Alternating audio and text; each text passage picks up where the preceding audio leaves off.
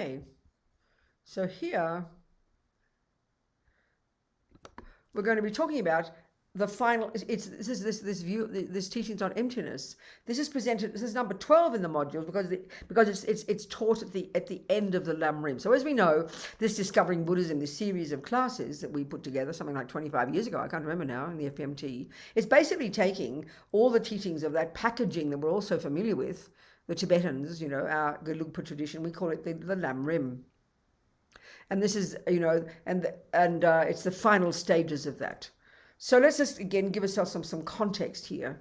I mean, whether we've heard this at all before, whether we've heard it 1,000 times or heard it not at all, it's always good to listen freshly, So, okay, so the Lamrim, this packaging, and I like to call it that, and it's exactly what it is, the packaging of all the Buddha's teachings coming from Tsongkhapa, our 14th century lineage Lama, is based on the teachings of Atisha in the 11th century. So who they are, Atisha is this amazing Indian scholar yogi who was invited to Tibet and spent the last 15 years of his life there. But he had been in, before that, he's from one of the great scholars from as His Holiness always talks about, the Nalanda tradition. The great monastic university system of Tibet, is actually in an unbroken continuity from the great monastic university tradition of India, and the most famous of all these was Nalanda, when Dharma was really flourishing in India, 7th, 8th, 9th, 10th, 11th century. And by that time it kind of collapsed, and that happened to coincide with the incoming of Islam, it seems. Whatever, it's just history, isn't it? It's the way it is. So the Nalanda tradition, as His Holiness always quotes, that's the basis of all the great, as I said, the Tibetan monastic university system. So Atisha was in that Nalanda tradition. He'd been many years in Indonesia, in Sumatra actually. His guru, Selingpa, was there. He got many of his greatest teachings from him. And he received all the teachings on bodhicitta, and that are really unique in the way they're taught in Tibet. He got those from Selingpa. Then I don't know whether he went back to India first, but then he eventually got it in Tibet, and he spent the last years of his life there. So when he got there, Dharma had been flourishing for a couple of hundred years easily, really flourishing, and had transformed into this amazing Buddhist country. And of course, because everything that came from India, it was the Vajrayana. It was Padmasambhava first, and then all the other great beings. So all the teachings of the Mahayana, the teachings of the Hinayana, and the Vajrayana were all kind of strongly present in Tibet. But I think Atisha, he felt that there was perhaps a lack of it was perhaps needed some kind of infrastructure. It needed a way of showing how all these teachings are integrated so beautifully. So he wrote this little text, and like many of these little texts, they're seemingly very simple, like rather deceptively simple. It's called The Light That Guides You on Your Path. And what it is, he took all the teachings from all this vast body of knowledge that had been existent in India, which is coming from the vast body of knowledge from these Indians before the Buddhists. I mean, it was amazing. India was astonishing in its knowledge. There's metaphysics and philosophy and epistemology and psychology, really extraordinary, well before the Buddha. So Buddha came out of that amazing tradition. He went as far as he could go, and then he diverged in his own direction, and that's how come we have Buddhism. And the specifically Buddha diverged in relation especially to his teachings on emptiness, to the ultimate reality, to the way everything exists finally. As His Holiness says, it was these amazing Indians who more than 3,000 years ago were the ones who began the investigation into the nature of self. That was the essential component of all this marvellous spiritual and philosophical tradition. Buddha went as far as he could go in that, and then he diverged in his own direction, especially in relation to his findings about the nature of self, and indeed the nature of everything. And that's his teachings on emptiness. So Atisha then presented all the essential points of all this vast body of knowledge existing in Tibet in a very down-to-earth, ordinary way, ordinary and in an incremental way. This is the crucial point. I always talk about this, and I think it takes us a while in our culture to see this. We all know, whenever we study anything seriously, music, math, you do a course, a couple of years course, a 5-year course, a 1-year course, you always start with the early stuff. You go to the middle stuff, and you get to the most advanced, and then you graduate. Well, this is exactly, no more and no less, what the Lamrim is. There's nothing more and nothing less than that. But it's the entire path to enlightenment, this course that leads us. This course, and it culminates in Buddhahood.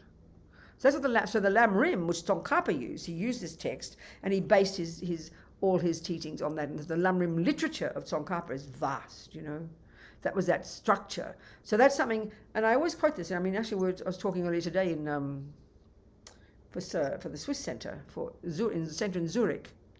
We're doing the Lamrim there. We're doing it over several weeks, And it's important, and I want to say it here as well. It's, when I first heard the teachings, I first heard the Lamrim from Lama Zopa. This is one of his favourite words, Lamrim. I heard it, but I didn't hear a word he was saying. I couldn't get any sense of all these arcane concepts that he was talking about. I didn't understand what to do with them. That was the main thing. I heard all his views, and I heard it was philosophy, but I didn't know what to do with it. What am I supposed to do with all these ideas, Well, very simply, if you're practicing, of course, in violin, what do you do with it's so clear. What do you do with what you're listening to? You internalize it. You listen to it, you think about it, you do it, you think it, and you practice it until eventually you're a violinist, naturally. If you're doing cooking, you internalize the information. If you're studying math, you internalize the information. But I think we're so addicted when we think of spiritual, and when we think of Buddhism especially, to thinking that it's all about some kind of mystical meditation. You visualize a person with their eyes closed and something mystical is happening. Well, meditation absolutely is a crucial technique that's necessary as a means for internalizing.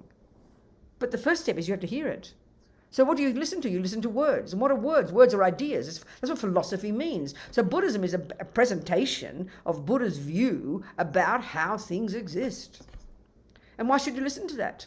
Well, because you've thought about the Buddha, you've liked what he said, you like the idea that you can become a Buddha, free of all the rubbish and full of all the goodness. Those two syllables mean that.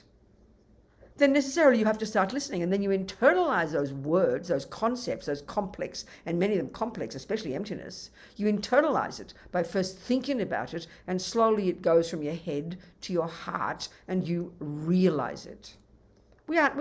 All knowledge is like that, but we don't think spiritual knowledge is somehow. We're so convinced that meditation is something like I said, you close your eyes and something mystical happens. I mean, it's so superstitious, it's just plain silly. You try to internalize extensive viewpoints. So from the beginning to the end, what's interesting about the Lamrim, from the beginning to the end, if any course you do, from the beginning to the end, it leads you, everything is pointing you in the right direction. So if you want to study physics, everything you study in junior school, high school, university is leading you to that, is giving you all the background you need in order to get to that. Every bit of knowledge is like that. So here, everything is leading us. In the teachings, everything is leading us to emptiness. In the monasteries, they study for years and years. And I mean, I'm doing the biography right now of Geshe Lama Konsrok, one of our amazing, great Gelugpa yogis and scholars, and a scholar and a yogi. He lived in the mountains for years when he left Tibet, naked for many years, and a hole in the wall, naked, no food, no sleep. Lama Zopa said he lived in Vajrayogini's Pure Land, an amazing Vajrayana yogi. And in the section about his life when he was studying at Serajay Monastery in Tibet, he said when you get to the Madhyamika, you get to the middle way teachings, which is 2/3 of the way through all these years and years of studying. He said, then it's like you study like your hair is on fire. It's so intense, there's almost no time to put the fire out. Everything in the Lamrim is leading you inexorably to the understanding of emptiness, because that's what we finally are getting to cut the root of all the nonsense in the mind by realizing the ultimate way that things exist. Now, these words sound very grand to us, don't they? You think in your daily life, why on earth should I think about the ultimate meaning of life? It sounds ridiculous. Leave that to the philosophers and the scientists, we think. Well, no, Buddha says, because why he wants us to do all this, and this is the crucial point that I can't stress enough. The only reason you want to listen to Buddhist psychology, physics, metaphysics, epistemology, you name it, the only reason is so that you can listen to Buddha's presentation of how things exist, both conventionally and ultimately. So all the teachings are Buddha's teachings on how things exist conventionally, and that leads us to how to understand how things exist ultimately. So yes, you've got to squeeze your brain, as Lama Yeshe put it. But the reason you're doing this is not just to pass your exams and get full marks in philosophy and be a smarty pants. the only reason, and this is really crucial, we don't get this in our culture so much, the only reason you fill your head with all these ideas about karma, about impermanence, about the different realms of existence, about samsara, about the mind, the mind especially, the only reason to listen to all this, because the Buddha's telling us, this is the crucial point, he's telling us, hey guys, this is what I have found to be reality. Now, anybody can tell you what they think is reality. Everyone's allowed to. Everybody's allowed to say what they think is true. But the trouble is with religion, as soon as we hear religious philosophy, we think it's being shoved down our throat and we're being forced to swallow it whole and believe it. That's the mistake. Now that's reasonable. I'm not trying to be rude here. If you have a religious philosophical view that's called Islam or Judaism or Christianity, those three Arabic, religions, all emanating from the same little spot. No wonder they all fight with that. It's like a big family fighting, isn't it? They all assert a creator, and they usually call them God. They usually call him, and the name for that creator is capital G-O-D. Now that's a given in the world, and so especially in our culture, our Judeo-Christian culture, we assume if you say religion, you mean you believe in a creator. No, not for the Buddha. And this is a massive difference. So Christian philosophy, you can listen to it if you like. Islam, as you wish. And there's much familiarity, much similarity. And we can see in this world, His Holiness the Dalai Lama is expert at finding the common ground, which is amazing. We need to do that instead of fighting with each other. But at the same time, if you want to study something in depth, you inevitably are going to find the differences. So it's crucial to understand the differences, but not with an arrogant mind. You need to find the differences. If you're studying yoga, all yogas are marvellous. And you can say yoga is fantastic, have the meetings of all the yoga traditions and all the yoga systems. But once you start to choose one, you go ever more deep in that particular system, don't you? And inevitably, you need to know exactly this method is that method, and it's going to be different from this method and that method. No contradiction. But you need, and as you go more deeply and more deeply and more deeply, you will find the differences. And there's nothing wrong with that. It's perfectly fine to have differences. Each of us has to find the system, the view, the religious philosophical view that suits our mind, So we're talking here, Buddhas. Now Buddha then, the major difference between Buddha and all the other religions, the major difference is not a creator, and he doesn't posit a creator. That's massive. That's very big. And the difference is too, Christianity says, God has three essential qualities: wisdom, infinite power, and infinite compassion. Well, so does Buddha. Buddha has three essential qualities. When you've accomplished Buddhahood, three essential qualities: infinite wisdom, infinite power, infinite compassion. Same thing. Difference is, one is not a creator. Buddha doesn't posit a creator. So that's a key thing that runs throughout. But on the other hand, you can listen to Buddhism. It sounds the same. It seems similar. The devotion aspect looks similar. And you can be forgiven for thinking they're just, they're in that way similar. But there's that fundamental difference. And because, of course, the Christians say there's one God. We become one with God. Marvellous. God made me. God is the boss. God runs the laws. God created the laws. But not for the Buddha. He's not a creator. He's not a creator. And he says we don't need creating because he has his different view about who we are and where we come from. So you listen to these views, and then, then as I said, you learn to, but the crucial thing here is with the Buddhist ones, you've got to ask where the information comes from. It comes from, not from on high, not from revelation.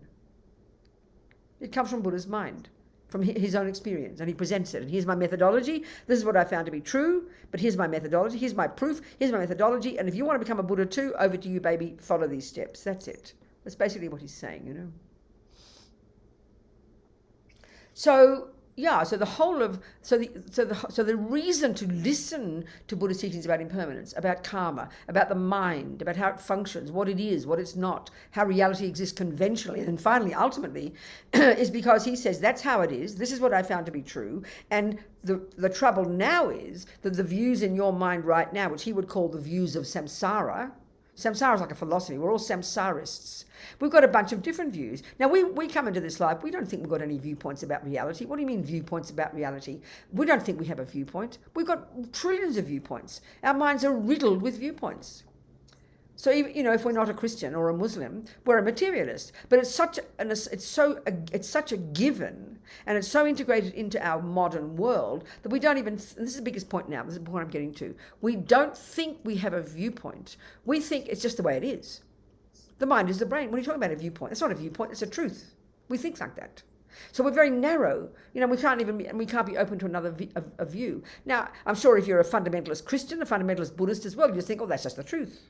You won't think it's a viewpoint. It's just a truth. But no, if you look at it, you line up a Buddhist, a Muslim, the 47 variations of scientists, you've all got these different opinions about how things exist, all got these different viewpoints. And that's marvelous. Nothing wrong with a viewpoint. But the point is, this is Buddha's approach, and this helps us get to the understanding of emptiness. Buddha's basically saying that what goes on in our mind at the grosser level, which is day to day, which is conceptuality, from the second we wake up in the morning until the second we go to sleep at night, our head is just full of raging concepts, viewpoints, opinions. Some are more rational, like mathematics is a series of viewpoints. 1 + 1 = 2 is a viewpoint, but it happens to be true viewpoint. We can prove it. All the viewpoints about philosophy, about music, they're viewpoints. And then there are some very emotional viewpoints that have a lot of emotion packed on top of them. They're love and compassion and anger and jealousy. Those emotions, we're very familiar with those. But fundamentally, they are at their root viewpoints. This is very fascinating to hear. So anger is a viewpoint. How dare you do that to me? I don't deserve it. That's a very clear viewpoint. But because we're so familiar with it, we think it's the truth. So what we're trying to do here, especially if we're new to Buddhism, it's very good for our minds. We'll listen to a bunch of new viewpoints about how reality is. I mean, karma, for example, the very first one, in the very first level of the Lamrim, you learn about about good ethics. You learn about the law of karma. That's really a brand new viewpoint to us. That's not in the bones of our being. That among Tibetans, that's in the bones of their being. But karma was around for 3,000 years, since these Indians first observed it. So it's totally normal for them. Second nature, So all of the path is a series of viewpoints. And Buddha is basically telling us the viewpoints that he has found to be in sync with reality, both conventional and then finally ultimate. So we end up with the ultimate one, because that's the trickiest one to unpack. So the reason to listen to the Buddha's teachings, the reason to think about them and internalize them and make them your viewpoints, bring them into sync with your experience, is because this is Buddha's method. This is the thing I'm getting to. This is Buddha's method for getting happy. So you can say Buddhism is a path to get happy and stop suffering. For sure, from A to Z, it is that. Buddhism is definitely a presentation of ethics. Buddhism is finally a presentation of how things exist, of reality. And it's a method for getting rid of ignorance and getting wisdom. Now, all of these in Buddhism come to the same thing. This is very fascinating. And the biggest point here is about the wisdom one, seeing how things exist. That's all wisdom means. It sounds like a very grand word. Got to learn to understand wisdom. Wisdom just means common sense, knowing how things exist. So all the way through the path, it's all about Buddha telling us how he has found things to exist. And he's suggesting that as long as we don't realize, for example, the law of karma, if we think we're created, and that can bring incredible benefit. Buddha's not arguing with that, but he argues it's not reality, he says. He's not trying to be insulting if you believe in a creator. He says, the other one is if they're arguing with the view of self-pity and it's not fair, I didn't ask to get born, which is a materialist view. It's not my fault, it's my mother's fault, my father's fault, the Catholic nun's fault, everybody else in the universe. It's all their fault. I'm this innocent victim who got plonked on this planet. Now, we listen to the views of karma, and that really counteracts that one. So getting wisdom for the Buddha is the way to get happy. Why? Because our mind is riddled with misconceptions, with ignorance. That's why we suffer. That's the Buddha's view, which is very fascinating. But in our culture, we don't get that. You can go to university, you can be a genius IT, an IT person, a genius physicist, a genius musician, a genius painter, and we honor, in our culture, that's the top, these great brains, great artists, great thinkers. But what's fascinating in our culture, you look at it, it has got nothing to do with ethics. we almost forgive a person if they're genius. They can be unethical. We sort of can forgive them because they're so clever. But for Buddha, that's demented. Ethics has to be in absolutely throughout the entire path. In fact, the wisdom that Buddha talks about is such that when you've got the wisdom relative and then ultimate, and you've combined that with bodhicitta, that's what a Buddha is. So your mind is in sync with reality. You also happen to be blissful, clear, full of compassion, full of wisdom, full of ethics. You can't have one without the other. Not a possibility. And so that needs thinking about, because it's not evident in the way we talk about ethics, how to get happy and how to stop suffering and how to get wisdom. They're three separate pursuits for us, But for the Buddha, they all come to the same thing. And the crucial point is, as we know very well in our culture, you can be the best genius on the planet, but I always joke and say you can still come home and beat up your husband and children every day because you haven't got any ethics. So it means it's really separate, it's demented. For the Buddha, they can't be separate. They can't be separate. It's very fascinating.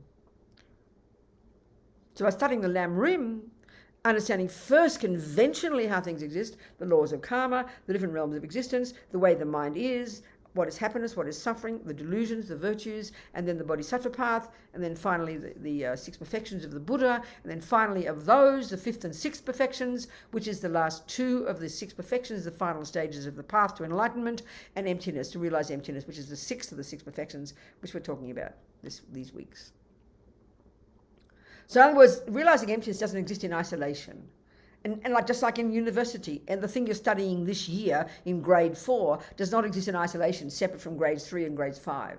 That's pretty clear, Same here. And that's why you can't just, and that's why too, if you think about this structure, the Lamrim is junior, I like to call it junior school, high school, university, postgraduate. Nothing wrong with that analogy, because we get that. The lower scope, middle scope, great scope, and then, the final stages of the great scope, which is the Vajrayana, which is what I call postgraduate. Well, emptiness is taught in the final stages of university level. So that means it implies you have to understand the earlier stages, which is why, again, this is module 12, coming before after the other 11. Okay, so there's that. So what's interesting too about this, the presentation of all the teachings that end up with the teachings on emptiness, as Lama Yeshe, quoting Lama Yeshe, paraphrasing Tsongkhapa, dependent arising is the king of logics to prove emptiness. So when we get to the emptiness module, and when we get to the emptiness teachings, which was why we're here, there's many methods we need to use, basically, to get to realize the ultimate way that things exist. And the word emptiness is the shorthand for that. There's many methods we need to use in our mind to argue, to debate with the misconceptions in the mind.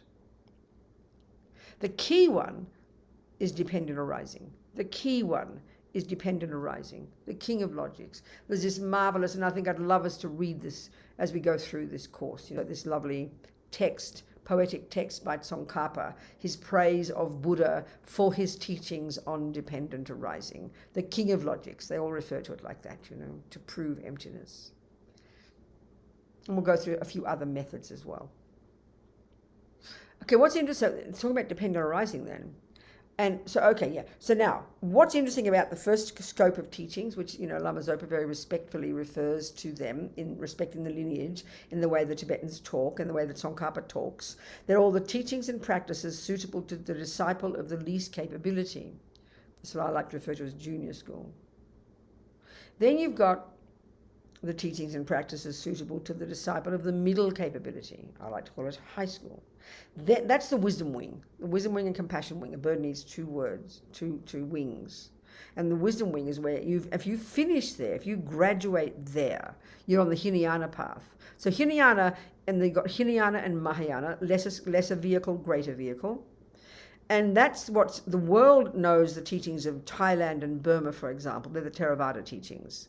You're a Theravadan practitioner. Then Theravada actually is one of the only remaining of the 18 sub-schools of one of the Hinayana Buddhist series of Buddhist viewpoints. So when you study in the monastery, you study a text called Buddhist Tenets, which is is a text that's been around since the Nalanda days, and it's a presentation of all the different, very precisely the variations of the viewpoints about certain Buddhist positions, in particular the Buddhist position about emptiness. There are many different interpretations, variations of the Hinayana, variations of the Mahayana, subschools and subschools and subschools. There are so many, you know.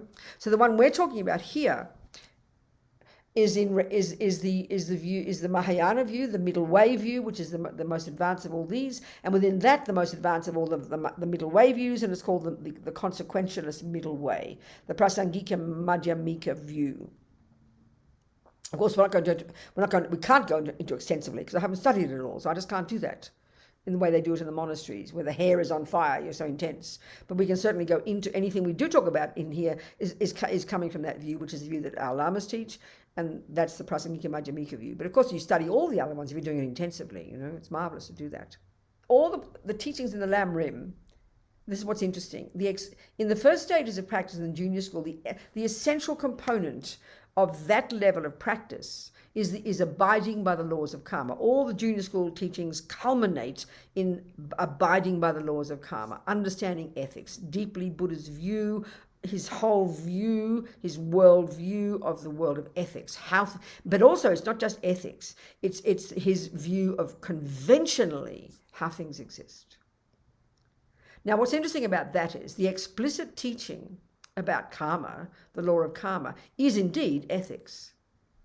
If you don't do this and don't do this and don't do this and don't do this, in the initial stages it's playing safe and it's merely refraining from doing certain actions. Why, you ask Buddha? Because, Robina honey, everything you do and say and think programs your mind, leaves seeds in your mind that will not just go astray, and then you carry those with you, and that will cause you to have another rebirth in which you will have suffering and happy experiences. And you essentially are the main creator, Robina, of these experiences, Buddha tells me. That's the bigger picture in the view of karma. But initially there's not much, you don't go into it extensively. It's like junior school. You just learn the rules. Don't kill, don't steal, don't lie, there's a little list of 10 things is the beginnings of a Buddhist practice, you know. But then we start to look into it and unpack it more deeply, and we're going to start to see that the implicit teaching here is actually dependent arising. So Buddha teaches us, when we get to emptiness, we're going to look into 3 different levels of dependent arising. There are many hundreds of ways in which things exist interdependently. This is a massive word in Buddhism. But he points out 3 particular ways, which are 3 ways he argues with the views that prevailed before him, which is the views that he diverged from among all the Indians. He's arguing with those different views about what they said, that, you know, the essence of the self. They called it the self, or an Atman. The Christians call it a soul. The Greeks call it an essence. The way this self exists. And so the very first argument he has is that there is no such thing as a self that is permanent and uncaused, which is a teaching they have. And he said, so that he's presenting that in fact the reality is the self and everything else are the product of the law of cause and effect.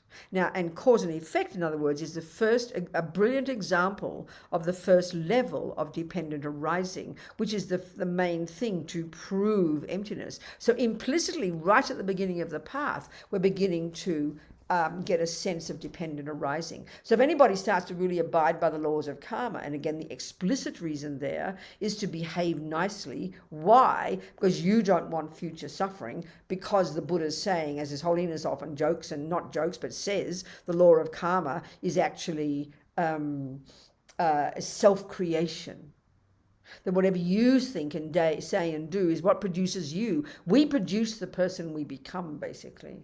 That's Buddha's essential point. And you gradually get that as you abide by the laws of karma, if you fully take this view on in your life as a philosophy, not just squeeze yourself and don't do this and don't do that because you're scared of being punished, which is completely the wrong view, because in Buddhism there is no punisher, there is no rewarder, because Buddha does not say there's any creator.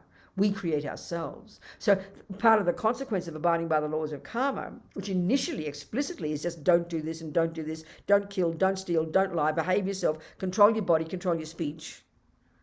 That's the explicit teaching. You get discipline. But the implicit one, as you start to learn this, is you start to get less neurotic. In other words, by thinking about and living according to the laws of cause and effect, you begin to understand dependent arising, that you are the result of your past actions. So that lessens your anger, lessens your attachment, lessens your jealousy, lessens your self-pity. That's very powerful. That already is beginning to chip away at the primordial misconception of an intrinsic me. It's not explicit at that point, but it happens. So it's already preparing us for dependent arising and emptiness at the end of the path, Now, the essence of the middle scope teachings, the essence of which the essence of this is, as Lama Yeshe puts it, being your own therapist. It sounds so cute, But the meaning here is profound. This is where, in high school, in the middle scope, this is where we actually really become a Buddhist. If you think about it at the level of good ethics, that's common ground among any decent human being on this planet. A good communist, a good Muslim, a good Christian, a good Buddhist would attempt not to harm others, would attempt not to lie or steal, and would live a good moral life. That's common to the world. Therefore, it's not unique to the Buddha. Buddha's got his own view about ethics, absolutely, radically different from both the Christian ones and the materialist. But nevertheless, that's the explicit teaching of ethics. That's common to the world. But now you get to the next level of teachings, because now you've begun to harness the energy of your crazy slaves of your body and of your mind, as Lama Zopa puts it, or your servants. You've controlled the servants of your mind, which are your body and speech, and you think about it, that's exactly what they are. Whatever we're thinking inside our mind vomits out the mouth, and the body, if there's attachment to the cake, guess what? The hand goes on the cake. So the hand and the speech do the job of the mind, don't they? So we're trying to control them in the first stages, at least not to do negative things. Good ethics. But when you get to high school, middle scope, now you've controlled the body and speech to some degree. Now you can get to the root of the problem, the mind. And this is the unique approach of the Buddhas. Buddha's view of the mind is so precise. Of course, he didn't invent it. It came from these amazing Indians. They're the ones who mapped the mind 3,000 years ago. Where from? Not the brain. We're discussing the internal cognitive process itself. That's what we have to become intimately, in a most sophisticated way, intimately familiar with the contents of our mind. And Buddha's approach to this is so unique to the Buddha, coming from these amazing Indians. You map the mind in the West, you map the brain. They're not discussing the brain here. This is the radical difference in Buddhism. We know very well, you're an Indian, you talk about an Atman. If you're a Greek, that pattern talk about an essence. If you're a Christian, it's a soul. Buddha has not a word of those. He doesn't discuss those. His one word for everything is mind, except his view of the mind is radically different from ours. He doesn't mean the brain. He doesn't mean something physical. He means your intellectual, conceptual, your emotional, your unconscious, your subconscious, your instinct, intuition, the entire spectrum of our inner being. That's what he means by the word mind. You don't need an extra piece called a soul. And this mind, of course, goes to these very subtle levels, way more subtle than we posit in modern neuroscience and psychology. So we have to become intimately familiar with the mind. And why? Because guess what, folks? According to Buddha, everything that we experience in the world, the source of it, the source of whether it's called happiness or suffering, and that's a good way to divide all of our experiences, is what goes on in your mind. And that's a big surprise and a big shock to us in our culture, because scientifically and psychologically, this is not the view we have. As far as we're concerned, the main causes of everything are out there. Yeah, mind, look at your mind, go to a therapist, it's okay, but that's not the main thing. And that's the Buddha's disagreement. Everything comes down to the mind, finally. The mind is the creator of all universes. And that's not a joke, that's literally what Buddha says. So of course it takes us a while to see that. My goodness. So now the explicit teaching in the middle scope of teachings, the explicit teaching, is to now harness your mind. You've harnessed the servants of the mind in junior school, calmed your body and speech down, got good ethics, living in your vows, purifying. And we've got to go through all of these things, even though they're not the main point of this module. It's necessary to understand them again, to give us background. It's really important to remind us of all these things. So, but the implicit teaching here, once you start to go more deeply into your mind, you're going to start to understand. So, okay, in the middle scope, you learn this Buddhist model of the mind. There are these three categories of states of mind. Everything that goes on in your mind right, can be divided into these three categories. And they're very simple, seemingly simple, rather simplistically simple almost. You've got the neurotic, ridiculous, eye-based, fear-based, deluded, disturbing, so many words you can use, states of mind that we're very familiar with: anger, jealousy, depression, anxiety, you name it. You've got the really good ones, our saving grace: love, intelligence, compassion, kindness, generosity, forgiveness. We all know those. So we give them all equal status in our world, don't we? In neuroscience and in psychology, we observe beings, and we're going to see we've all got a little bit of these. So we assume that they're a normal part of a normal person. So normal that you'd be weird if you didn't have them. We give them labels. You know, if you haven't got too much attachment and neediness for other people, you know, that's almost given a mental illness name, autistic. Some certain people are very content with their own company. You know, they're called mentally ill. Maybe they just haven't got much attachment. So we have a bunch of different views in modern psychology, very different, radically. Buddha's is so different. And if we don't study this mind, that you don't study Buddha's view of the mind, how can you be a Buddhist? It's like a joke to think that. We think, oh yeah, I know the word attachment, I know the word anger, oh, I know the word love, but our definitions are very, very, very different, I tell you. So if you really want to understand Buddhism properly, and if you really want to be a Buddhist, and that's your decision, and you want to be a Buddha, you'd better learn his view of the mind, baby. I promise you. It's so different. This is really when you get to serious work now. Now, the explicit teaching here is you at least begin to see the disturbing character of these unhappy emotions. That's the main teaching, to get you to want to be sick of attachment and sick of anger and sick of jealousy and sick of depression, because you can feel the pain of them. But the implicit teaching is very fascinating. Because these unhappy states of mind, these disturbing emotions, have a very specific function that's indicated by this English word, and it's a brilliant word, because I notice in other languages it's a very arcane word, so they have very many weird ideas about it. But this is brilliant. This really gets us bullseye in understanding the way the misconceptions work. The way the disturbing emotions work, that in their being, their concept, like I said before, their conceptual stories, their viewpoints, their opinions, deep in the bones of our being that we've practiced for many lifetimes, Buddha says, to the point where the emotion is huge as well. So that emotional component throws us. So when we think of a person who's angry, we see a person shouting and yelling. We see them physically, very physically involved, isn't it? That's what we mean by emotion, when the body's shaking.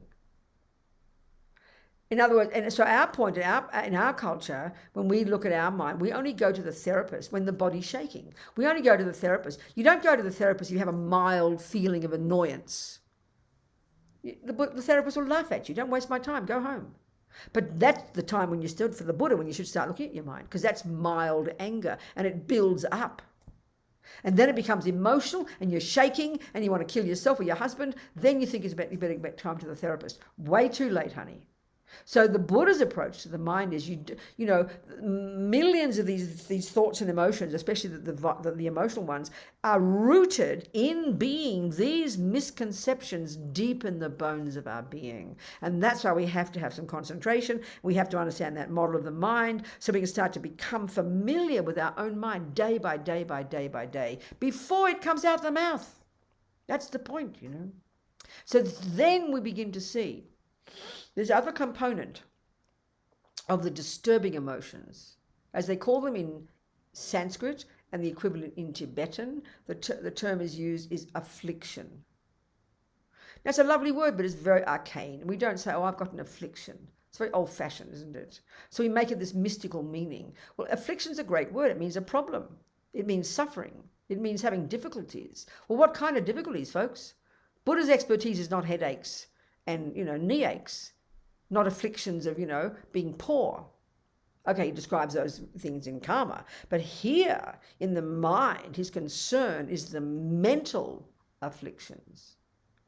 Mental afflictions. Geshe Sopa calls them that. That gets us closer to understanding what he's referring to.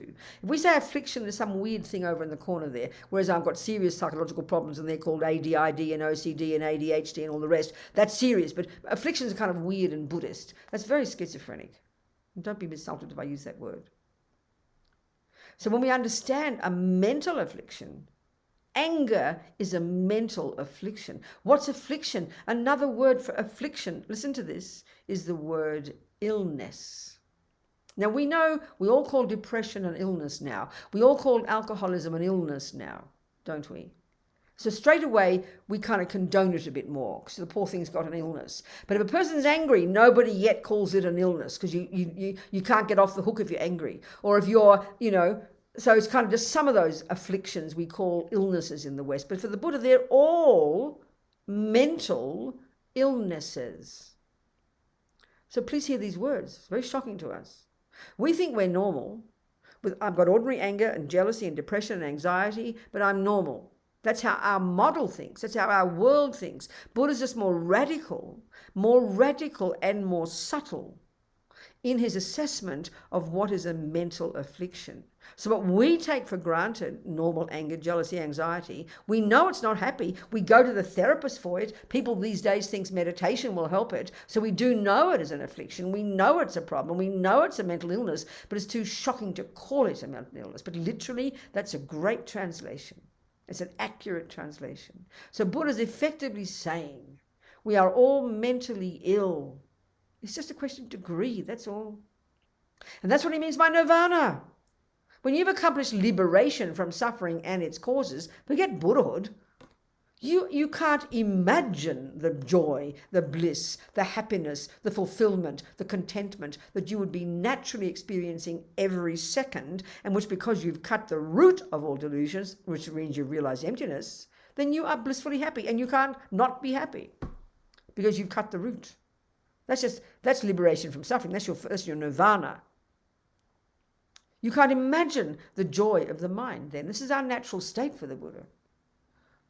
So it's not a joke to say we're all mentally ill. It's just a question of degree, that's all. That's really literally a very accurate statement, Now the point is, once you start to understand the disturbing character of those unhappy states of mind, you then get deeper and you realize these unhappy states of mind have this very specific component of being delusional. They are in fact delusions. Now, you think of a delusion, a person's delusional if she thinks she's Mozart or thinks she can fly in the sky. It's a very serious delusion. That's quite an extreme delusion, I agree. Buddha's much more direct. Anger is itself a delusion. It causes you to be delusional. What does that literally mean? And what I'm getting at here is this is preparing us. This is preparing us for understanding the key function of the root delusion, the root affliction, which is conquered by the realization of emptiness. So by thinking of dependent arising in relation to karma, and by thinking about how the mind functions in high school, these are preparing us beautifully to be able to easily understand, have all the background ready to conquer and understand the concept of emptiness. Whereas if you try to leap into the concept of emptiness and look into, it's too puzzling for us, That's like background for us, it's background. 5.2. So before we move into emptiness, start discussing different background. I've got an hour of background just now. So based on what I've said already, are there any questions by any chance? Any in the chat, or people have put their hand up and wave to me, then I'll see you. Yeah, just simple. I thought I heard you say that all flavors of Buddhism have some teaching of emptiness. Yes, it's one of the key distinguishing factors of all the Buddhist tenets. That there are variations of Buddhism, many variations of the view about emptiness, and Buddha and the Prasangika Majjhimika would argue with all the previous ones. But the one key distinction that distinguishes the Buddhist view from the earlier views is that there is a view of selflessness, a view of emptiness. Yes, exactly.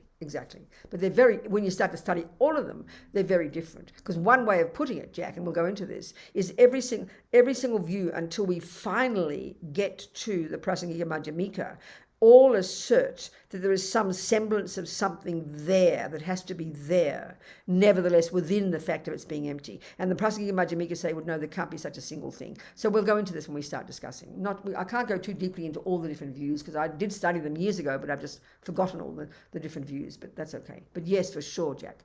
That's one of the defining characteristics of being a Buddhist view. Yeah. Okay, anyone else? Other questions? Hi, Venerable. En realidad, lo que pasa es que no me quedó muy claro lo de que el enojo es un engaño. ¿Podría, por favor, volver a explicarlo? So Malu is saying that the delusion of anger, it wasn't clear enough for her. How is it that anger is a delusion? I understand. That's a good point. Okay. Okay. Well, that, of course, obviously is not the topic here, but it's brilliant to talk about it, Malu, because some of us might not have all the background. Okay. What it means is literally this. There are some states of mind that Buddha would say are not delusional, and there are some states that are delusional. There are some states of mind that are virtuous, and there are some that are non-virtuous. So it's the non-virtuous and negative ones that have these different components. One is they're very disturbing emotions, and you know that. If you're angry, anxious, jealous, it's really clear right there. Our mind is really disturbed. It's pretty clear. That's clear, isn't it? So this is the other aspect. Okay. Those disturbing emotions also have this deeper function of being, when we start to unpack our minds and really get underneath, of being delusional, distorted, inaccurate, mistaken viewpoints. So let's just, a simple example. If I'm angry with you and I say, how you did something that I don't like, I'll say to you, how dare you do that to me? I don't deserve it. Now, would you agree that sounds like anger? You'll see me shouting, you'll hear those words, and you'll go, uh-oh, Robina's angry. You'll understand, you'll recognize, won't you? Would you agree with that, Malu, first point? Malu, you agree with that first point? You'll hear me. And so, in other words, what you're seeing is a person shouting. What you're hearing is a loud noise. What you're seeing is the body shaking. My eyes are wide. So that's the physical component. And we really get thrown by the physical. But that's just the gross expression of what is in my mind. And by very words, I'm telling you the concept that anger in my mind is thinking. What anger is feeling is how this insult. How dare you do that to me? I don't deserve it. And then I'll conclude, you are really bad. And I'll be angry. I'll tell other people that Malu did this. She's so bad. So what are all those words? Those words, would you agree that words are concepts? This is a really important question. Do you agree that words are concepts? They come from thoughts, don't they? Let's say you don't shout and yell. Let's say you don't express your anger, but you have many angry thoughts, and you know that, and then you kindly write them down on a piece of paper. And then someone can record my shouting and write it down on a piece of paper. Well, listen to this, Malu.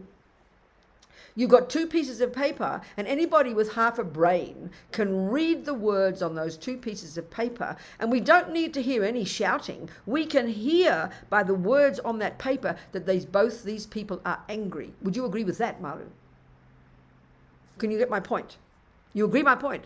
So you could be angry but not shout. Many people are like that. So basically what is actually anger isn't the shouting. That's just the extra bit. The actual anger is the concepts, the thoughts.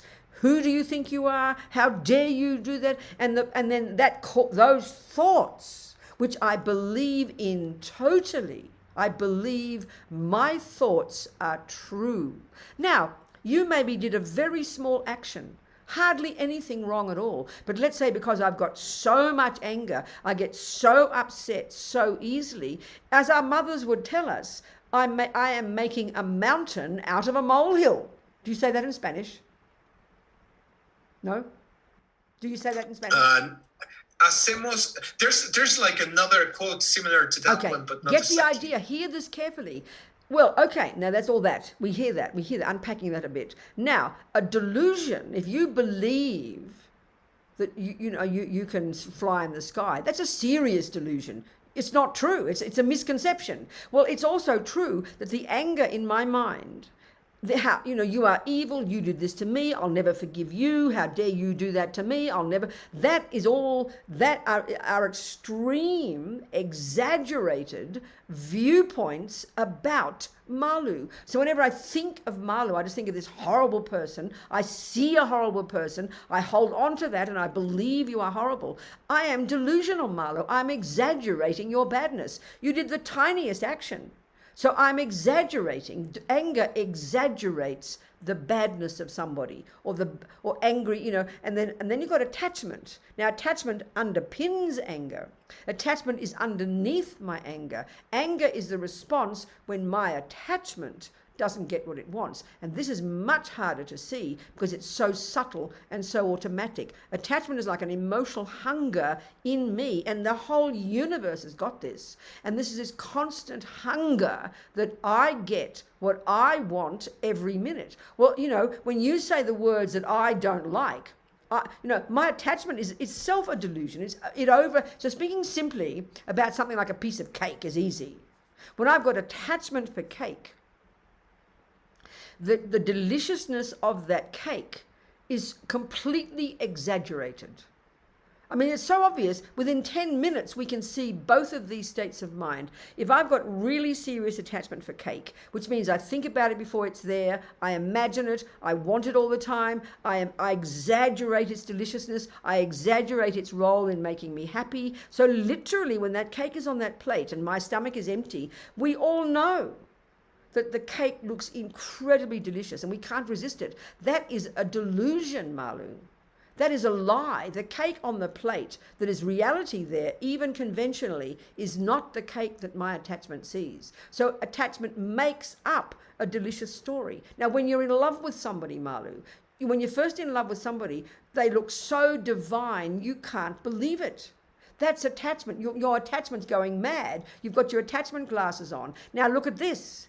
1 month later, and you discover he's cheating on you, and you throw him out, and you are so angry with him now. Now look how he looks to you. He looks completely ugly to you. Now you're exaggerating his ugliness. So we run between attachment and anger 1,000,000 times a day. So they're lies, they're emotions, but underneath the emotions, when we start to be our own therapist, as Lama Yeshe says, and this is the fundamental job of being a Buddhist, we're going to start to see that the attachment and anger and jealousy and anxiety and all of those painful emotions have this characteristic, depending on how strong they are in you, of exaggerating. I mean, a person who's got anxiety, the smallest thing can make them have a mental breakdown practically, whereas for somebody else it won't even matter. We just take these all for granted. These are conceptual states of mind, they're viewpoints in the mind, and they are exaggerations. This is the essence of Buddhist psychology, and this view prepares us to get to the deeper delusion in order to understand emptiness. Are you with me now? This is what we call suffering, daily life, going crazy, up and down like yo-yos, one day anxious and angry, depressed, next day all excited and happy, and then collapse again and depressed and angry.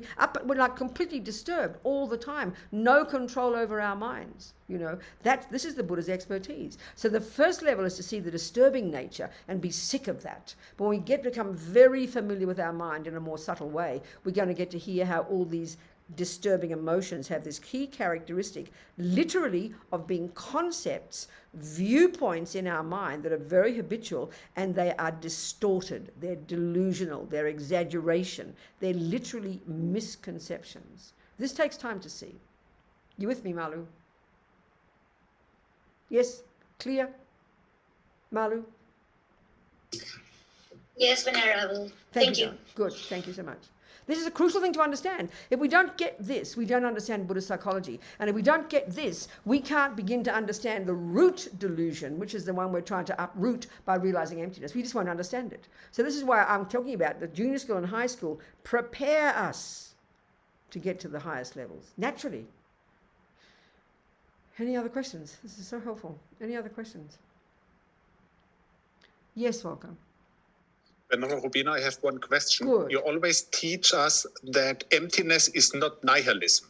That's right. So is it wrong to say that this, what is there, this is Atman, this is the essence? No, that's what the Hindus would say. Buddha says it a different way. And Wolfgang, this is exactly what we're going to be talking about. We're going to Okay, get into thank you. exactly all this. I wait for it. Yeah, exactly. That's the point. And that is, and Buddha is arguing with that point. And it's a really subtle point, and it can be easy, and this is why it's so complicated. I'm not trying to be insulting into any of us. It's a very fine, nuanced point. And that's what I'm saying. Even all the Buddha's views, the Buddhist views talk about emptiness, but all of them, all the way up to the Prasangika Majjhimika, which is the view we're going to be describing, would posit that there is something left over. And that's what Buddha's arguing with. It's a really fine point. And that's what the middle way is. The middle way, which we're going to get into, between what appears to be where there's something really existing and something not existing at all. It's between these two, and this is the exact point. And we're going to go, that's the topic that we're going to be discussing these next 4 weeks. Thank you. Okay, thank you. Thank you. Okay, anything else before we get into emptiness? Okay, so all right, now, yes, Lamo. Okay, there we go. Got it. Thanks. Good. Thanks. Good to see you. It's a not so simple question, and dealing with emptiness, attachment, and anger, the three poisons, okay? We live in a world of conventions, and that's the way it is, okay? Whether you're Buddhist or whatever, okay? If you're relying on another person, even though possibly I might be ethical, and there's another person that you rely on, you trust, and conventionally, by doing certain things, puts you in danger of perhaps not following the law, things like that. Okay. Sure. I'm kind of like you. I'm very, very outspoken. And people go, why are you so negative? Why are you so angry? I said, well, of course I'm angry. I live here, in samsara. So I don't know what to do. Something just happened where it sounds silly, but my car now doesn't have a title, is not registered, things like that. Okay, so then in order to answer the question, I kind of roughly get what you're saying. I don't want to misunderstand you. So Okay. So you mean, in other words, in your life, you've got people who do these things for you. Is that what you're telling me first? And you can't, and the implication, but is the implication that you can't rectify it? That you personally can't rectify it? It's been rectified. Right. And yet, they said, okay, you will receive all the documents by today, because tomorrow morning I need my car. So I'm now, if it's been rectified, I really sort of hear you, but I want to understand you, so I don't quite get the essential problem. Okay, the question is, rectified meaning the other person said to me, this will be in my possession today. Yeah. So I can put the title in my name. Was it in your possession today? No. So you're discussing so what you're discussing, it seems to me, is a relationship. There's a person you need in your life, you depend upon to do these certain things for you, and they don't do them properly. They do them unethically. So then what? So then what's your question? So what's your question? The question is that I said I will put it in my name. I don't want to rely on this person. I don't need to. So by tomorrow morning, it's going to be, my car will be illegal. So where's the problem then? Please forgive me. What's the question? What's the problem? For example, even with a little understanding of karma and things being empty, if I would drive my car tomorrow, since I didn't receive the title as I was supposed to of the car today, so I can put it in my name. I understand that. So then I'm going to keep persevering in a very clear, I'm trying to be clear. So what is the dilemma for you? What is the doubt for you? What is the question for you? Okay. If I need to, for example, on an emergency, need to use my car tomorrow. Okay, so basically what you're saying is because of this person's actions, you've got a car that isn't fully registered. So then if you drive the car, you're not obeying the laws. So that's but it seems to me the bigger question for you surely is, do you need this person in your life if this is a pattern? No, that's why. That's the bigger picture. So that's why I want change. Yeah, well, that's the person I'm talking about. Or is just the Correct. car you're talking about? So of course, yes. So the thing is, so your question is it negative karma to disobey a law?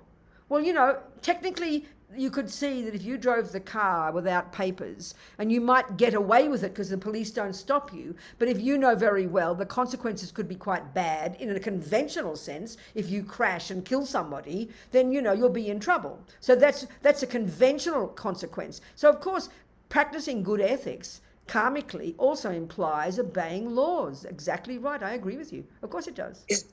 Of course it does. Of course it does. So my question is, by tomorrow morning, since the other person did not do what they said, right? So the question is, if I need my car as an emergency, because I haven't. But I just answered. I did it, but I answered it, darling. You've got to make that decision. That I am saying that to live a good life of good ethics karmically, you should obey laws. That's what I'm saying. So it's your decision whether you decide not to. That's your decision. I can't answer that for you. So the broader question is, yes, it's appropriate to pay taxes and do this and, you know, obey the conventional laws of the world. They're not natural laws. You know, like if you're in your mother's household and the law is you must make your bed, there's nothing very evil about not making a bed, but you broke mummy's rules. So you're breaking the world's rules. And indeed, even for you, there could be severe consequences. So that's your decision whether or not you do that. But yes, the broader answer to your question is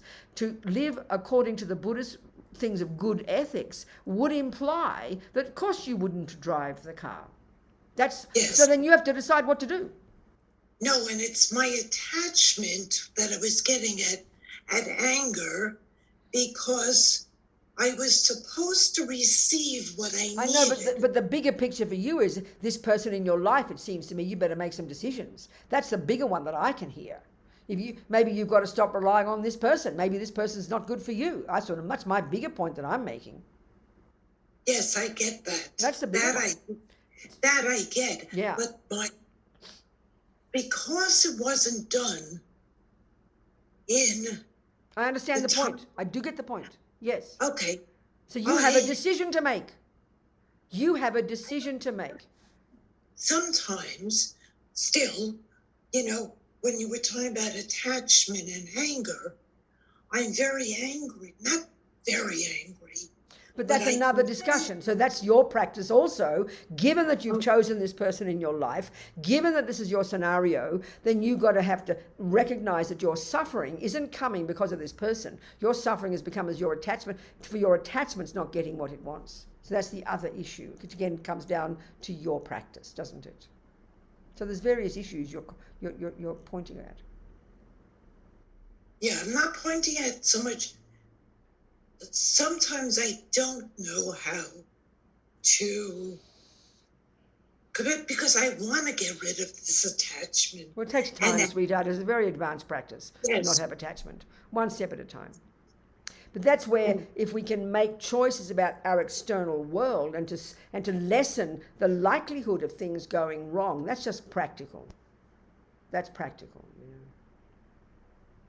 Yes, I agree. Thank you, darling. Thank you. It's very helpful. Thank you so much. Thank you so much. Good, darling. Yes. Okay. So, all right. So now we'll just jump in the deep end. Finally, after all hearing about karma, the conventional reality, hearing about the mind, conventional reality, hearing about bodhicitta, the conventional reality, they're conventions and they're crucial. Getting our conventional reality sorted. Now we get to finally the final reality of everything that exists. Everything that exists. So Buddha's basically telling us that finally, ultimately, everything that exists, including good, bad, up, down, the law of karma itself, the mind itself, negativity itself, happiness, suffering, mummy, daddy, toilets, computers, lamps. In other words, everything that is existing, everything that does exist, exists, lacks intrinsic, inherent existence. They're the words. Lacking inherent existence, shorthand is the word empty of inherent existence. So the word emptiness is the noun referring to something's lacking inherent existence. These are the literal words. Now we hear those words and we'll go, oh, okay, who cares? Who says? What are you talking about?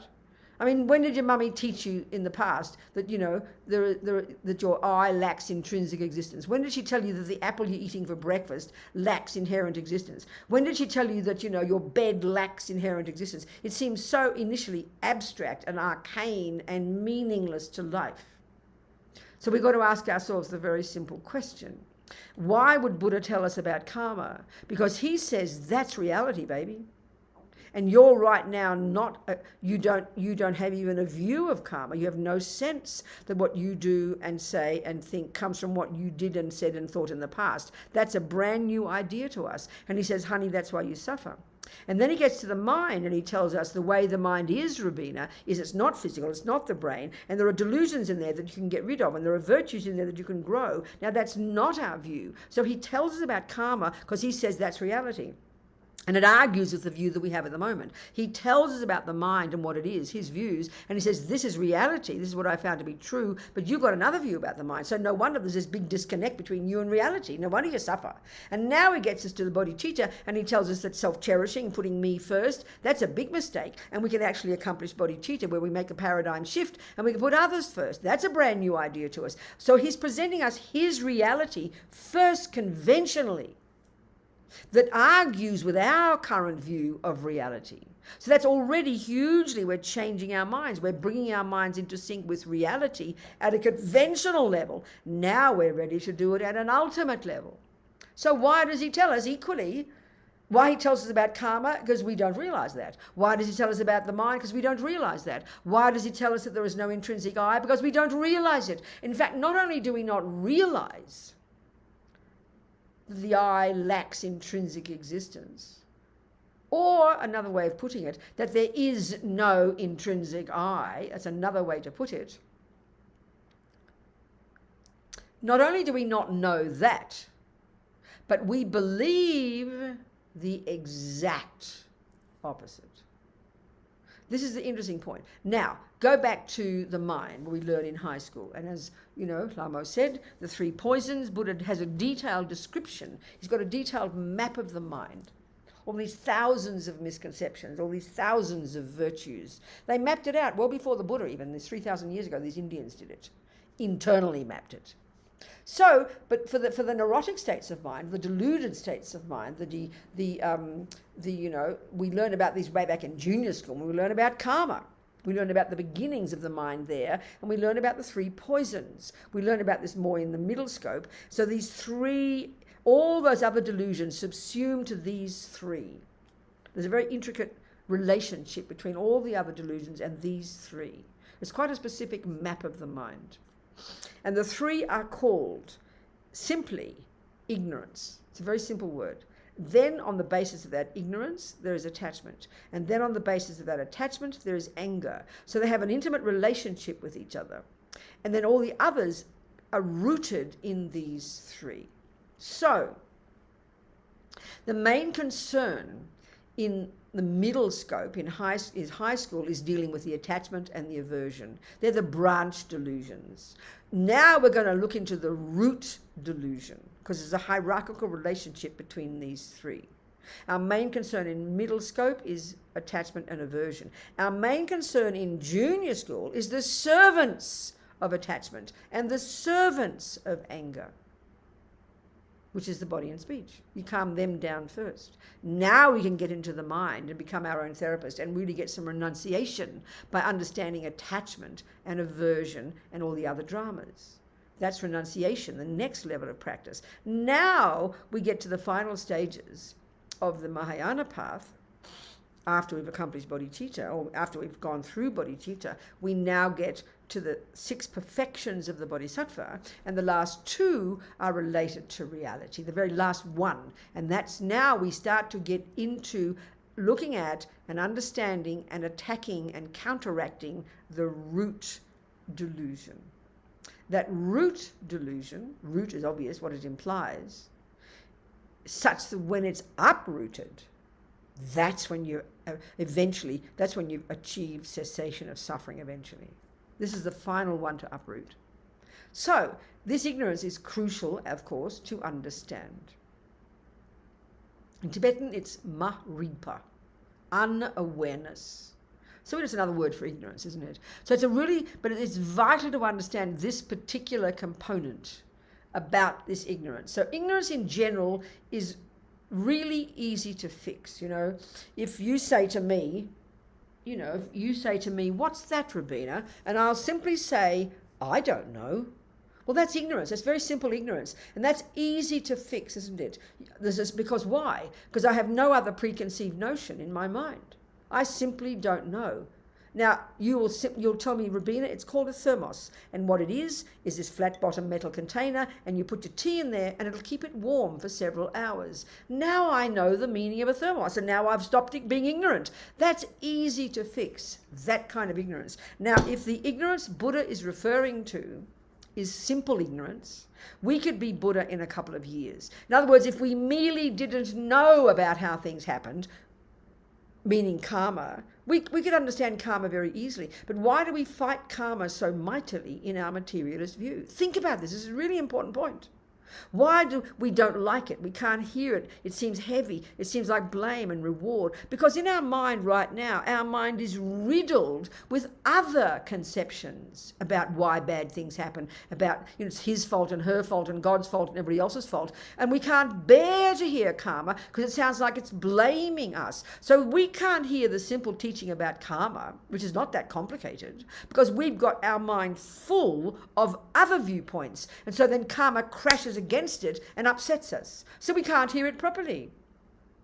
So then when it comes to the mind, the same. When Buddha says the mind isn't physical, that's not a complicated concept. But if we're brought up and if we're a trained neuroscientist and we've done all our research, this will be a shocking idea to us. It will be so hard to even hear it. We won't want to know about it.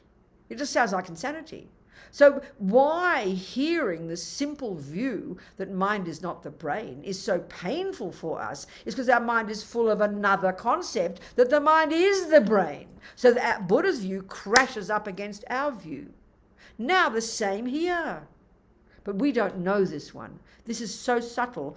So in other words, Buddha's saying, bad enough. So not only do we not know the reality that there is no intrinsic I, not only do we not know the reality that the I has no intrinsic nature. Just hear the words. They're not complicated English words, but you can hear it. The concept is completely abstract to us. So we not only don't know that truth, but it's enormously hard for us to hear it because the view that we have in the mind that we believe in 1 billion% so primordially, and Buddha would say we have believed it for countless lifetimes, so instinctively, so automatically that we don't even have words for it. It's a complete assumption deep in the bones of our being that there is an intrinsic I. So not only do we not know, so let's say you think that's a toilet and you believe it's a toilet and you're attached to it as a toilet, and every day it's a toilet and you believe the whole world knows it's a toilet, and it's shocking to you to hear that it's not a toilet but it's a thermos that keeps your tea warm. You can't even hear it because you're attached to the other view. That's just a simple example. Or if you believe that is pink, you believe it's pink, you believe black is pink for so long it even appears pink to you. This is how deep, Buddha says, all the delusions are, from believing that I'm an innocent victim, I didn't ask to get born, that someone else made me, mummy made me, daddy made me, to believe that my mind is my brain, to believe that it's not possible to put others first. All these different things that Buddha's telling us are possible and are true. The reason it's hard for us to practice these is because we have opposite views. So this one especially. Not only do we not know the reality that Buddha says, and he's not asking us to believe him. He's not trying to shove it down our throats. He's just telling us what he has found to be true. That, I'm sorry, Robina, there's not an atom of an intrinsic Robina there. There's not an atom of intrinsic thermos there. That nothing in the universe that does exist conventionally can possibly have even a millimeter of a millionth of a millimeter of a millionth of a millimeter of an intrinsic character. These are the words. So those words for the Buddha are the depiction of truth. Why it is hard to hear is because not only do we have just a different view, we have the exact diametrically opposed view. We believe precisely and exactly that there is an intrinsic me, that there is an intrinsic thermos. This is why it's so hard, because we are completely addicted to wrong views. That's the thing. That's why it takes time, you know. Okay, so this ignorance, this marigpa, is there in the mind all the time. It might not be kind of at the surface, at the front. It's a bit like a sleeping lion that's always there. And occasionally the lion will wake up when you're offended or attacked or nearly have a car accident. And so the indication of the presence of this ignorance, and colloquially, when that ignorance is related to the I, it's known colloquially as ego grasping. This instinctive energy, the energy of all the delusions, this intense grasping, and all the delusions are rooted in this primordial deepest one. So in other words, the assumption of an intrinsic I is at the base of attachment, anger, and all the other thousands of nonsense, you know. So when you know, the only time you notice this belief in intrinsic I is when you've been attacked or offended or nearly had a car accident, and this feeling of I, or when Malu insults me, you know, I did not do that. Most of the time, I is our central word in our head, isn't it? It's the central player in our head. Everything is in reference to I. This is the way it is. Even, this is the point, even sounds even more shocking, even the very positing of an I that's separate from another, that's a consequence of this ego grasping. As Lama Yeshe says in his Mahamudra book, when you have realized emptiness, there is no longer a sense of a separate I. That in modern psychology sounds pretty cosmic. You sound like a bit mentally ill, you know. That's really profound. That the presence of ego grasping, this ignorance for eons, is literally, in a karmic evolutionary way, the cause of why there are all these millions of separate I's plodding around on the planet. I mean, this sounds so cosmic, we can't even imagine the opposite. That's why in modern psychology, modern neuroscience, this is a meaningless concept. You've got to have separate I's. The world is made of separate I's, and conventionally this is a fact. But what's caused this is eons of grasping at intrinsic me, which then brings important me, and then brings attachment to get what me wants, and then gets anger when me doesn't get what it wants, and then all the other dramas that follow. All of these are the construction. These are constructed on the basis of the belief in the intrinsic me, you know. It's very fascinating. It's very radical. It's very amazing. And of course it was these Indians, you know, as the Dalai Lama points out, more than 3,000 years ago, who were the ones who began the investigation into the nature of the self. We thought it was Freud, we arrogant Westerners, you know. This is 3,000 years ago. Pretty amazing. And as indicating, you know, my answer to Wolfgang, there are many, many subtle different viewpoints. And so when you learn Buddhist tenets, it's all laid out like a map, all the different views, the variations exactly of all the, it's totally fascinating. And of course, experientially, as we go through our own process, we have to go through those stages, step by baby step, and keep stripping away, stripping away, stripping away, stripping away, until eventually we've realized, as they would say, the Prasangika Madhyamika view of emptiness. And this is where it gets so tricky, you know. Very, very nuanced, it's very subtle. But the general point, the function of this root delusion, the root mental illness, the root affliction, is to believe in 1,000,000,000%, to grasp at the existence in here somewhere of an intrinsic me. These are the words, you know. So we're going to unpack all this bit by bit and try to prove, first intellectually, first intellectually, how that's not true. Like I said, in the teachings in the monasteries, they study all the different texts leading up to this. They get to the middle way level. 3-4 years they study intensively, 6-7 days a week. Sometimes the most devoted monks would debate every second night, all night. I mean, we study it once a week if we're lucky, you know, and as soon as we close our computer, it goes out in one ear and out the other. But they're doing it 12 hours a day, all night as well, living it, thinking it, breathing it, until eventually, of course. And then once you've got your Geshe degree, you go, the greatest, you know, like Geshe Lama Konchog, he then went off to the mountains and he internalized it, you know. That's the best way to do it. Okay. So the really delicious way to think about this ultimate, the way that finally the I and everything else exists, which is ultimate reality, the simple term, is to see it in terms of how it exists conventionally. This is the two truths. This is where we really look at the dependent arising as the king of logics to prove emptiness.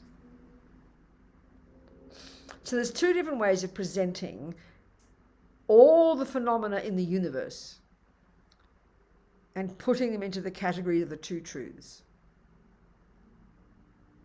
Conventional and then ultimate. And there's two different ways of presenting those two. So one way of presenting it is that every conventional phenomenon, such as a computer, a box, a person, a nose, glasses, a Buddha statue, a lamp, all the individual specific conventional realities, that's what they're the conventional truths. And then the emptiness of those conventional truths, that's the ultimate truth. But there's another way, which is this way here, that we're describing the two. And that is to say, everything that exists conventionally has a particular characteristic of ultimate existence. In other words, emptiness of intrinsic existence is a characteristic of everything that exists conventionally. So I'll also use the words here, and then we'll go into unpacking them all. We'll just use the words. So we can see here, this is labeled a thermos. So first of all, let's even establish. This is really vital. How do we even establish what exists conventionally? And this is part of our problem in our world.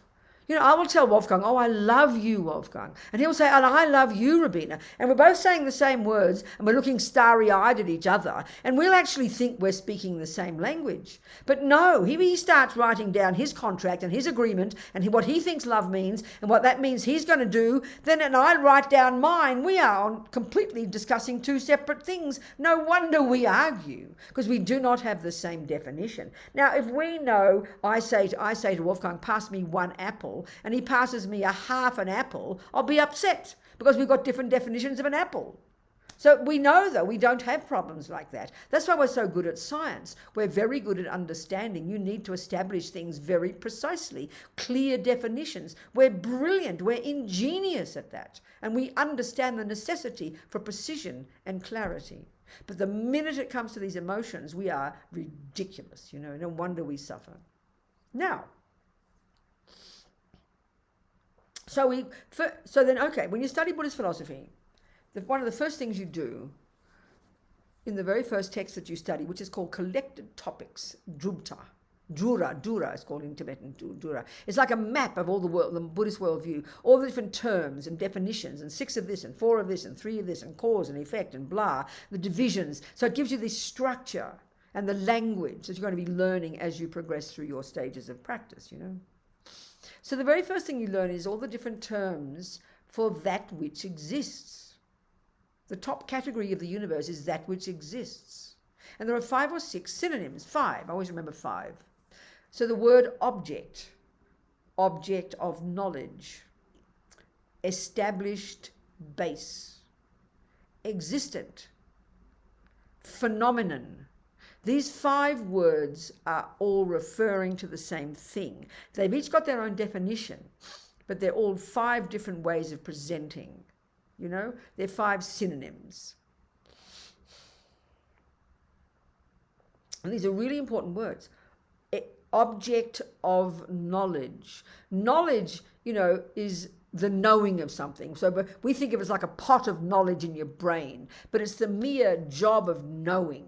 So the verb to know, the verb to cognize, the verb to be aware. That's the job of the mind.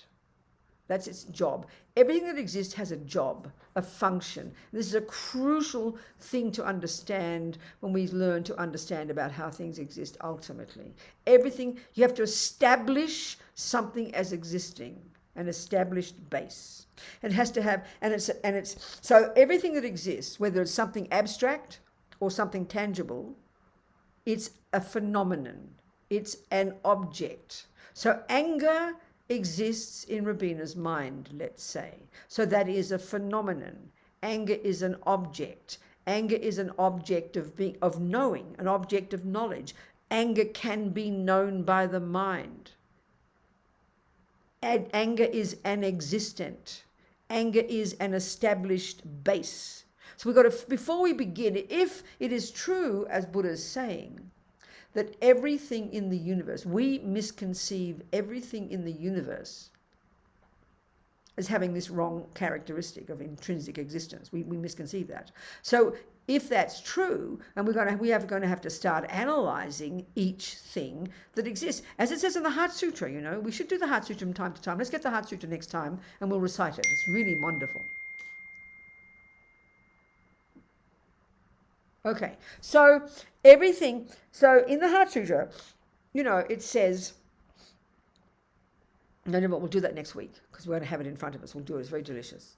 So, okay, so if we misconceive everything in the universe as having an intrinsic nature, we've first got to establish what is the thing conventionally. You've got to know what the conventional thing is first. So you've got to establish what is a thermos, just like I said, and you give the definition. Let's say, Mum, I don't know what it is. Mummy, what's that? I'll say. And she'll say, well, darling, that's called a thermos. That's its label. That's the name we give this phenomenon. Okay, you know, generally. So I'll say, what is a thermos? That's a really good question. I'm asking her for the meaning of it. I'm asking her to give me a definition. This is really obvious. So she will tell me. And a definition, one way of giving a definition, it seems to me, is it's got 2 parts to it. The first part tells you its conventional characteristics. And in this case, it's a flat-bottomed metal container. And it would have to have a lid as well, wouldn't it? I can now look at that and I'll recognize it. But I don't know the main thing yet. This is really crucial. I don't know its function. I don't know what it means. But I'll say, Mummy, but what is it? It's a really important question. What's its function? What does it do? What is its meaning? Oh, sweetheart, it holds my tea and keeps it warm. Now, don't believe Mama. We believe anything anyone tells us. This is crucial. She needs to prove it to be true. And how do you do that? Not complicated.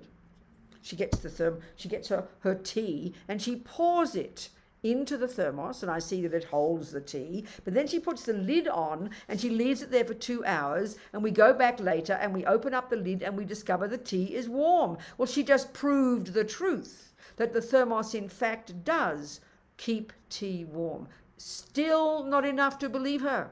Still not enough to sign the boxes, shake hands and agree. That is a conventional phenomenon. She now has to check up to make sure that in our conventional world there's no other cognition of a phenomenon like this that contradicts that.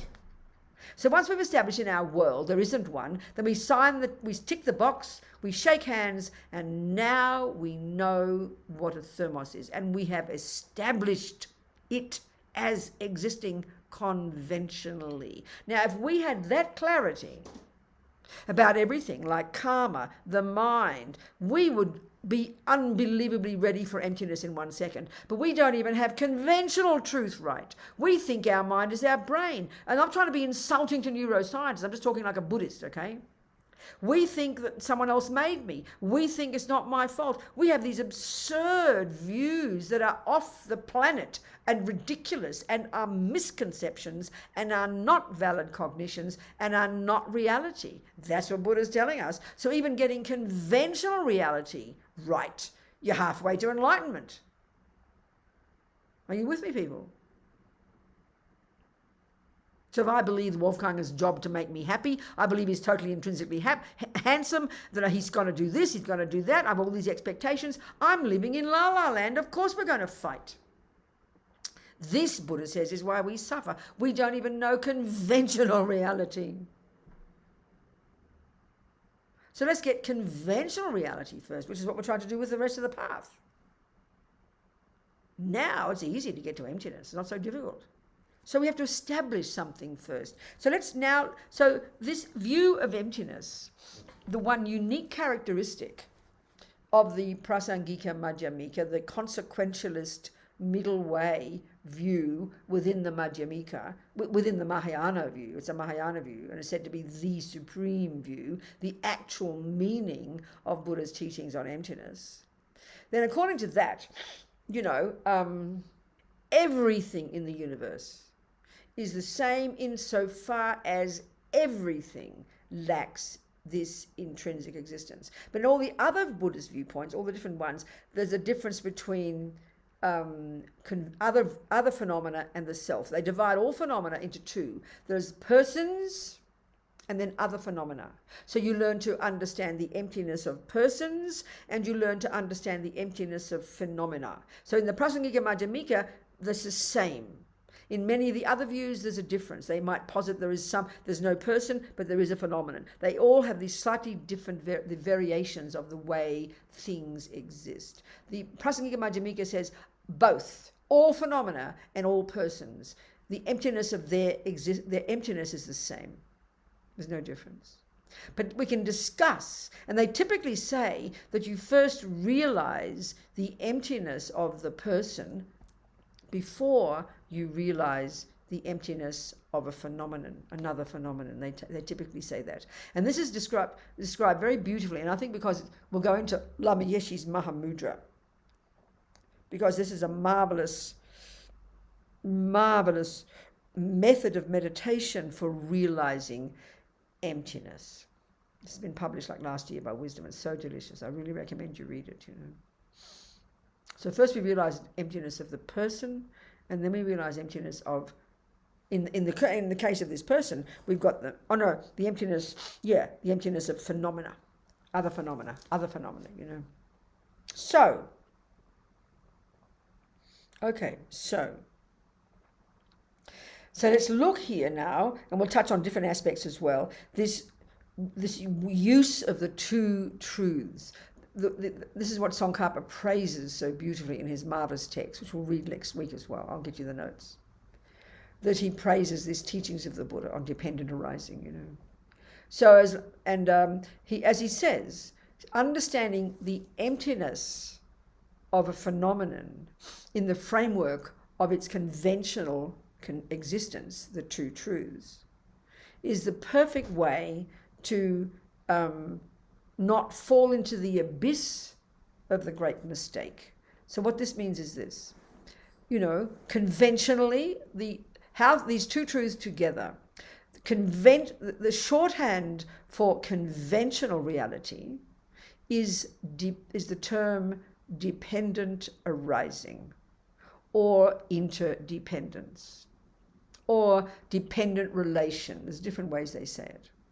Interdependence, dependent arising. That everything that exists arises, exists, conventionally, in dependence upon many, many, many factors. But the way he presents here, which are arguments with the prevailing views at the time, there are three that we will discuss.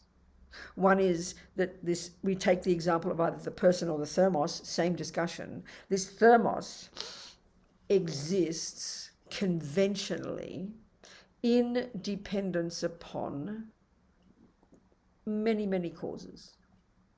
That among all those causes, you will not find a thermos, because a thermos is the culmination of all those causes put together nicely.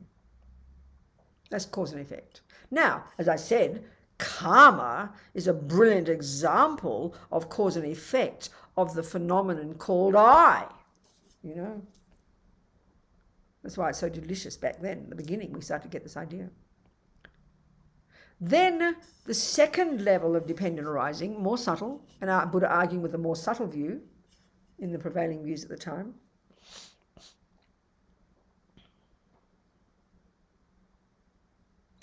is that thermos exists in dependence upon its parts. That among all those parts, you will not find thermos, because thermos is simply the coming together of those parts. And then finally, the actual meaning, the subtlest, is that thermos that exists in dependence upon the mind calling it that. That thermos is merely labeled. When you hear Lama Zopa Rinpoche teaching about emptiness, that's all he ever talks about, merely labeled. That's the subtlest meaning. That's the subtlest meaning of dependent arising, such that when we've realized that, we then will realize emptiness. So now, shorthand for the ultimate reality is the word emptiness. Simply the word emptiness. We know the shorthand, we hear it, emptiness, you know. We've got to realize emptiness, we'll go, you know. So this is what's fascinating as well. When we hear, I've got to realize emptiness, we just get puzzled. First of all, we've got a wrong view of emptiness. We think that's the big mistake. That's the abyss of the great mistake. When we hear the word emptiness, when we hear Lama Zopa say, there is not one atom of anything here that can be found that is the I. Then we hear, oh, there's no I. And so what we do is we throw the baby out with the bathwater. We fall into the abyss of the great mistake. And we go, oh, there's no I. Everything's empty, there's no I. We'll say common Buddhists will say, oh, everything's empty, so it doesn't matter anyway. That is a mistaken concept. That is nihilism. And the commonest mistake on the planet is to misconceive the Buddha's teachings about emptiness as nothingness. That's the biggest mistake possible.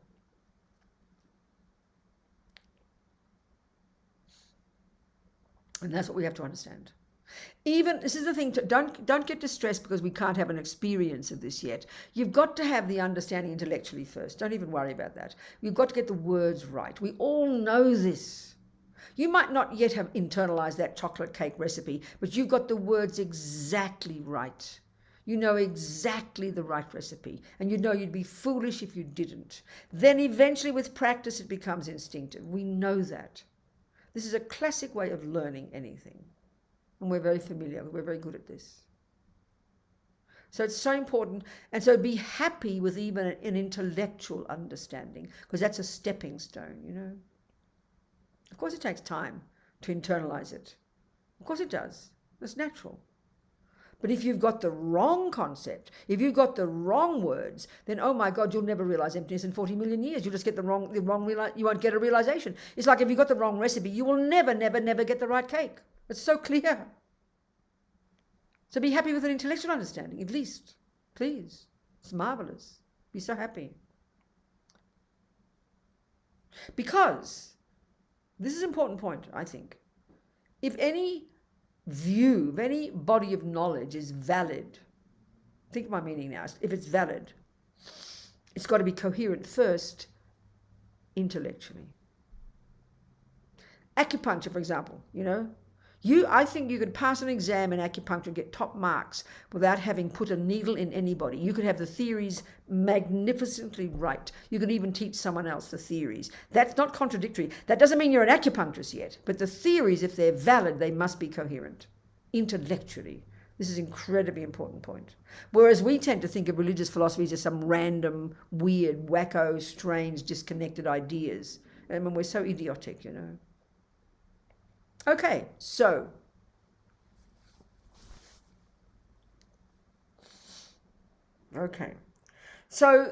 I don't know all those Indian views beforehand, but I'm also conflating a little bit these first two views, okay? But that's okay.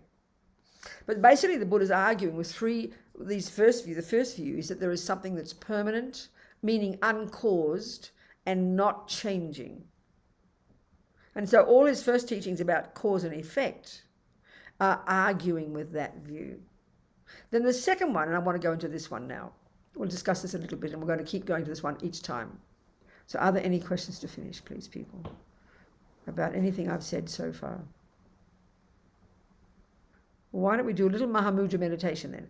So I really would love you to read Mahamudra. If you've got it, you can get it on your Kindle or on your iPad. We can get that paperback.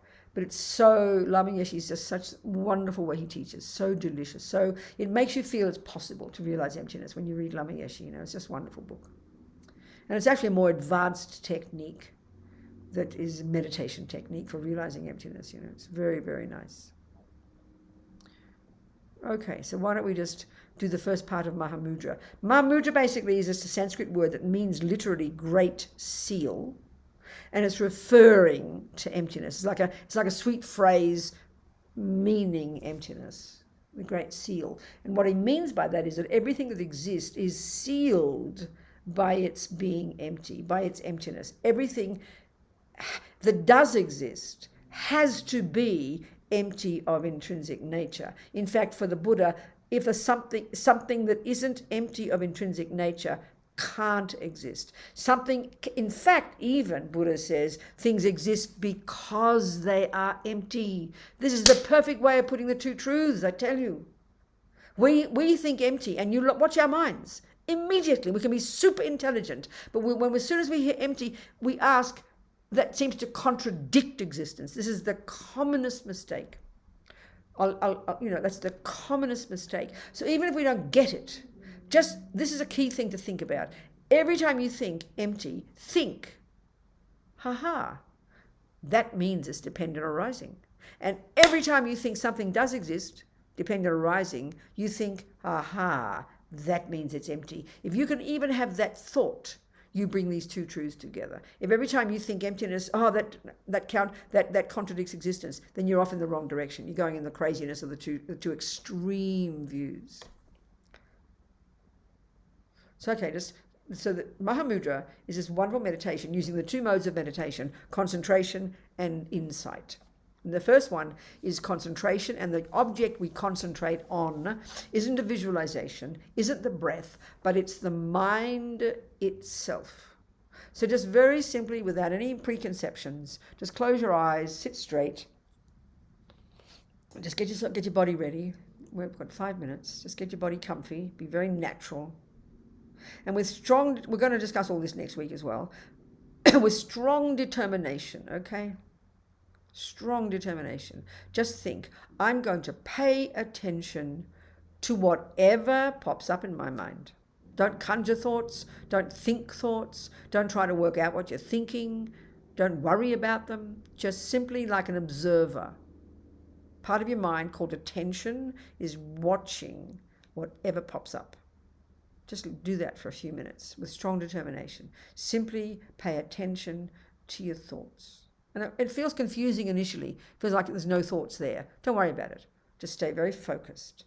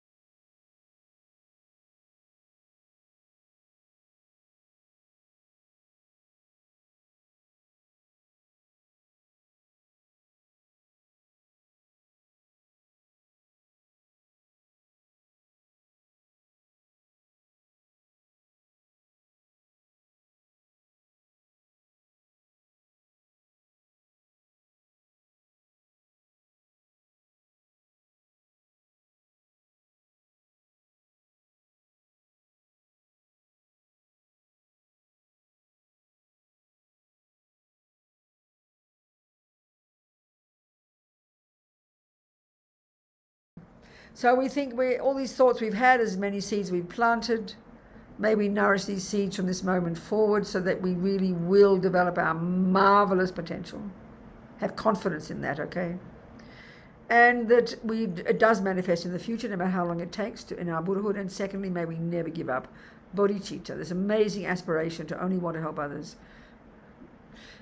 Kewadinyu dudag lama sangye drub gyurne drowa chikyang malupa